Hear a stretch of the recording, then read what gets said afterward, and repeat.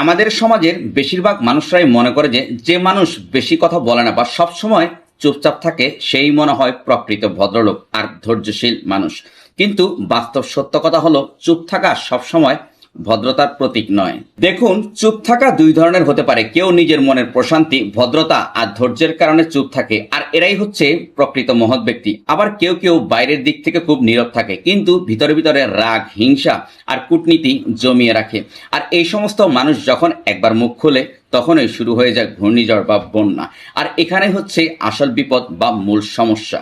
সব নীরব থাকা মানুষগুলোকে ভদ্র মনে করলে সেটা আমাদের ভুল হতে পারে, কারণ নীরবতার আড়ালে কখনো কখনো খুব বড় ধরনের সমস্যার জন্ম হয়।